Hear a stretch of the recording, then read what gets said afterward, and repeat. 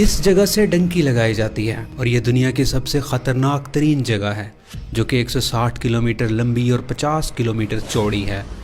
دونوں طرف سمندر، بیچ میں گھنا جنگل، زہریلے سانپ، بچھو اور ایسے کیڑے جن کے ایک ڈنگ سے آپ چند سیکنڈ میں مر سکتے ہیں۔ پہاڑ، ہر دن بارش اور بارش سے سیلاب اور لینڈ سلائیڈنگ۔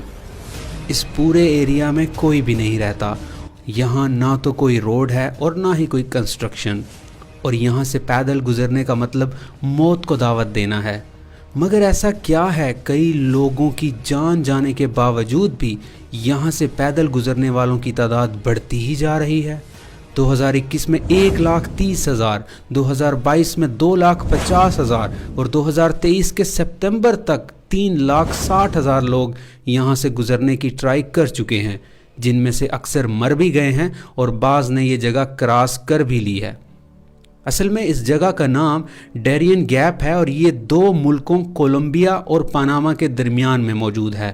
پاناما سے آگے سینٹرل امریکہ، میکسیکو اور پھر USA موجود ہے۔ تو معاملہ کچھ یوں ہے کہ کولمبیا اور اس کے ساتھ وینزویلا، ہیٹی، افریقہ اور ایشیا سے لاکھوں کی تعداد میں لوگ اپنے بہتر روزگار اور بہتر زندگی کے لیے اپنا ملک چھوڑ کر غیر قانونی طور پر امریکہ جانا چاہتے ہیں، کیونکہ قانونی طور پر وہ امریکہ کے ویزے کی ریکوائرمنٹس پوری نہیں کر پاتے، اسی لیے وہ غیر قانونی طریقہ جس کو ڈنکی کہا جاتا ہے کا استعمال کرتے ہیں۔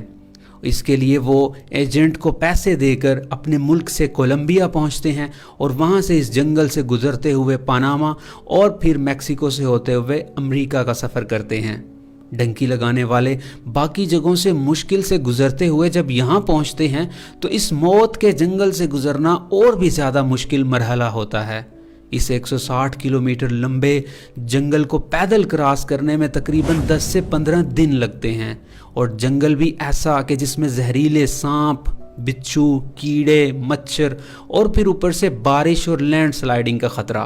اب آپ تصور کریں کہ یہاں سے گزرنے یا پھر یہاں رات گزارنے والے لوگوں کی حالت کیسی ہوگی کہ آپ کو نہ تو فرسٹ ایڈ دستیاب ہے، نہ آپ واپس جا سکتے ہیں۔ بعض لوگوں کے پاس تو کھانے کے لیے بھی کچھ نہیں ہوتا، تو وہ درختوں کے پتے اور گندا پانی پی کر گزارا کرتے ہیں۔ موت کا خطرہ ہر وقت ان کے سر پر لٹک رہا ہوتا ہے، مگر مجبوراً اپنی بھوک مٹانے اور بہتر زندگی یا اپنے گھر والوں کے لیے کرنا پڑتا ہے، اور ہر سال یہ تعداد بڑھتی ہی جا رہی ہے۔ یہاں نہ تو کوئی سڑک ہے اور نہ کوئی آبادی۔ ایسا کیوں ہے؟ کیا کوئی بنانا نہیں چاہتا یا بن نہیں سکتا؟ تو اس کا جواب یہ ہے کہ نہ تو کوئی بنانا چاہتا ہے اور نہ ہی یہاں بن سکتا ہے۔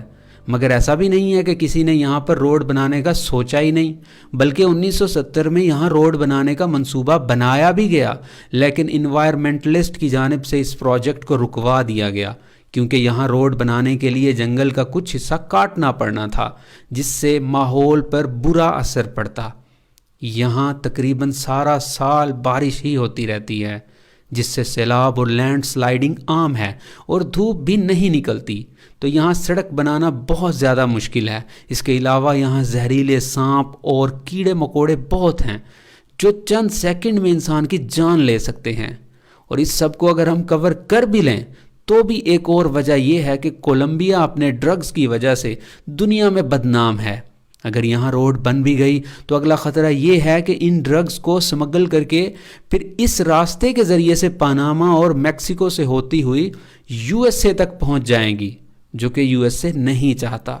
اس کے علاوہ کولمبیا کی امریکہ کے ساتھ کچھ خاص نہیں بنتی، مگر امریکہ کی پاناما کے ساتھ کافی بنتی ہے۔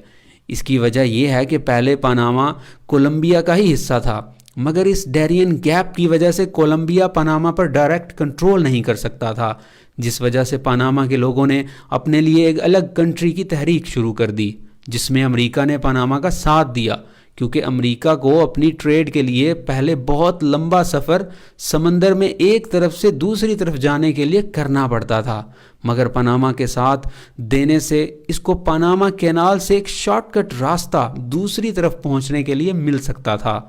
تو اس نے اپنے فائدے کے لیے پاناما کا ساتھ دیا اور آخر کار پاناما الگ کنٹری بن گیا، اور پھر پاناما نے امریکہ کو اس کینال سے راستہ بھی دے دیا، اور آج کی ڈیٹ میں اس راستے سے امریکہ اور دنیا کے کافی سارے دیگر ممالک اپنی ٹریڈ کے لیے یہی راستہ چنتے ہیں، اور یہ ان کے لیے آسان بھی ہے اور شارٹ کٹ بھی۔